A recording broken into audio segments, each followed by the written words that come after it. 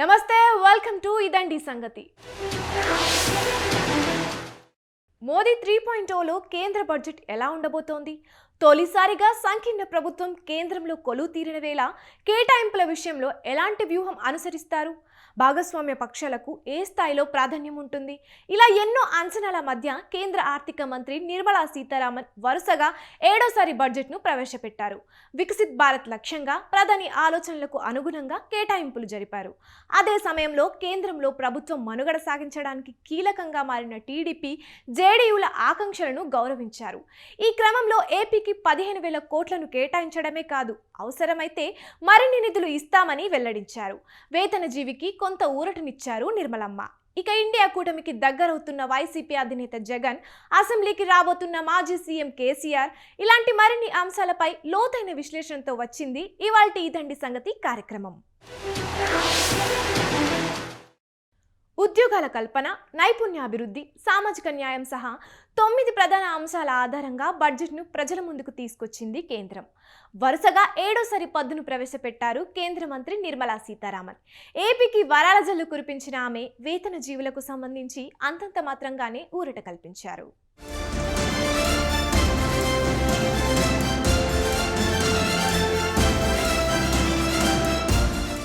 కొంచెం ఇష్టం కొంచెం కష్టం అన్నట్లుగా ఉంది కేంద్ర బడ్జెట్. అధికారంలో ఉంది సంకీర్ణ సర్కారు కావడంతో ఈసారి బడ్జెట్లో కేటాయింపులు ఎలా ఉంటాయి, ప్రత్యేకించి భాగస్వామ్య పక్షాల ఆకాంక్షలు ఎంతవరకు నెరవేర్చే అవకాశం ఉంది, నిధుల కేటాయింపులు ఎలా ఉండబోతున్నాయి అన్నదానిపై ఎంతో ఉత్కంఠ నెలకొంది. ఇలాంటి వేళ నిర్మలమ్మ బడ్జెట్ చూస్తే పర్వాలేదనే మాట గట్టిగా వినిపిస్తోంది.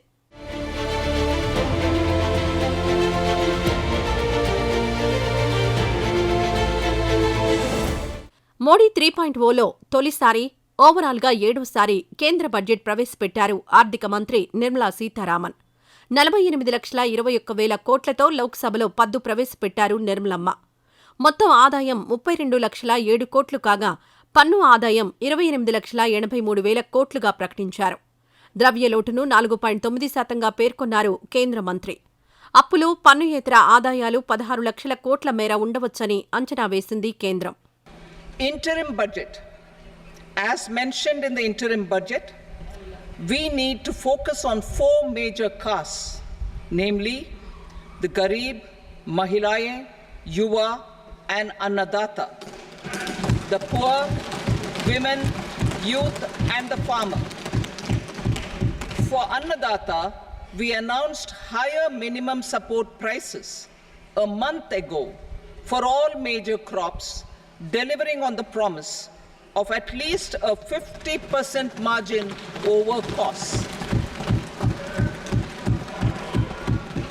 Pradhan Mantri Garib Kalyan Anna Yojana was extended for 5 years, benefiting more than 80 crore people. Administrative actions for approval and implementation of various schemes announced in the interim budget are well underway. The required allocations have been made. ప్రధానమంత్రి ప్యాకేజీలో భాగంగా 3 ఉద్యోగ అనుసంధాన ప్రోత్సాహకాలను ప్రకటించారు మంత్రి నిర్మలా సీతారామన్. దేశీయ విద్యా సంస్థల్లో ఉన్నత విద్య కోసం 10 లక్షల వరకు రుణాలు ఇవ్వనున్నట్లు తెలిపారు. ముద్రా రుణాల పరిమితిని 10 లక్షల నుంచి 20 లక్షలకు పెంచారు. బడ్జెట్లో గ్రామీణాభివృద్ధికి 2,66,000 కోట్లు కేటాయించారు. గృహ నిర్మాణానికి 2 లక్షల కోట్లకు పైగా కేటాయించింది కేంద్రం.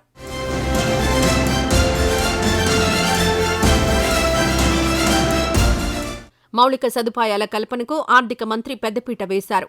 11 లక్షల కోట్లకు పైగా కేటాయించారు. ఇది జీడీపీలో 3.4% సమానమని వెల్లడించారామె.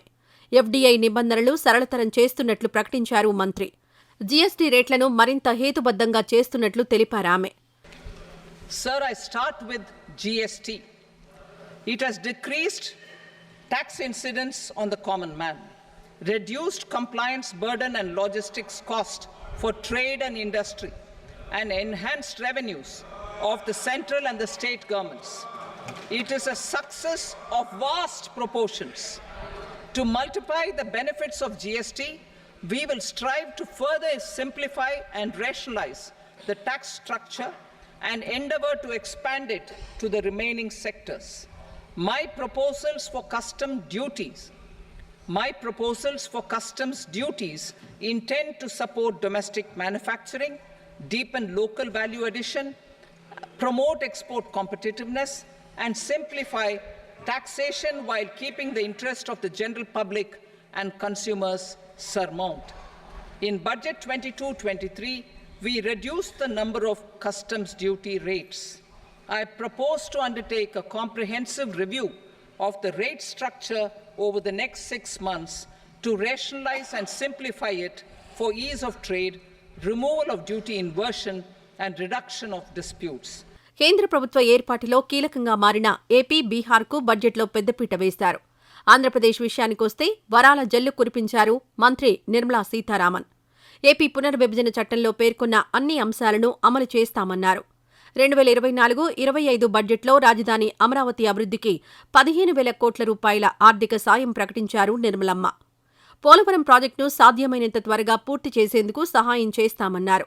అవసరాన్ని బట్టి మరిన్ని అదనపు నిధులు కేటాయిస్తామని వెల్లడించారు.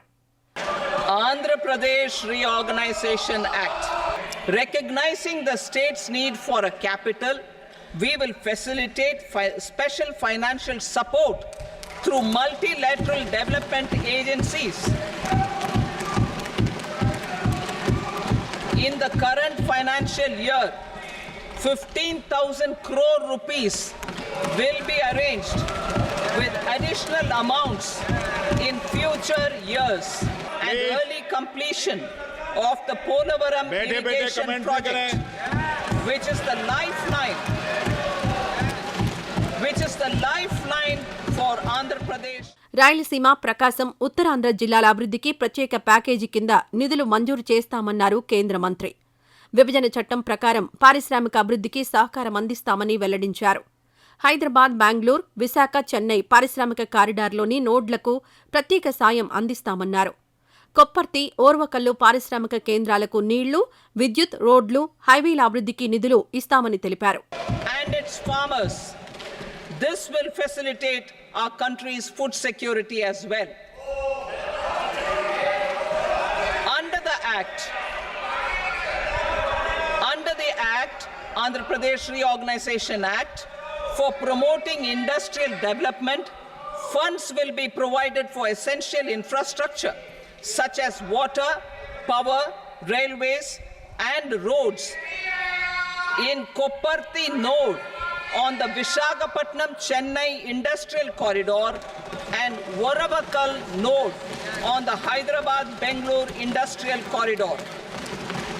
An additional allocation will be provided this year towards capital investment for economic growth.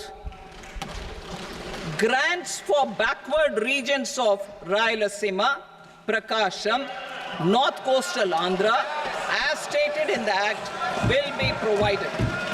మరో భాగస్వామి పక్షమైన జేడీయూకు బడ్జెట్లో పెద్దపీట వేసింది కేంద్రం. ఆ రాష్ట్రంలోని జాతీయ రహదారులకు 20,000 కోట్లు కేటాయించింది. ఆధ్యాత్మిక టూరిజానికి పెద్దపీట వేసింది. కాశీ తరహాలో గయాను అభివృద్ధి చేయనున్నట్లు వెల్లడించింది. బీహార్ రాజ్గిరి జైన్ ఆలయాభివృద్ధికి సమగ్ర ప్రణాళిక రూపొందించడంతో పాటు టూరిజం కేంద్రంగా నలందాను అభివృద్ధి చేయనున్నట్లు ప్రకటించింది. వరద నివారణ కోసం బీహార్కు ప్రత్యేకంగా 11,000 కోట్లు కేటాయించింది కేంద్రం. Power projects, including setting up of a new 2,400 megawatt power plant at Peerpenti, will be taken up at a cost of 21,400 crore rupees. New airports, medical colleges, and sports infrastructure in Bihar will be constructed. An additional allocation to support capital investments will be provided. The requests of Bihar government for external assistance from multilateral development banks will be expedited. అందరూ ఎంతో ఆశగా ఎదురుచూసిన income tax వ్యవహారంలో వేతన జీవికి స్వల్ప ఊరటనిచ్చారు కేంద్ర మంత్రి. Standard deduction విషయంలో ఊరటనిచ్చారు. ప్రస్తుతం ఆ మొత్తం 50,000 ఉండగా దాన్ని 75,000కు పెంచారు.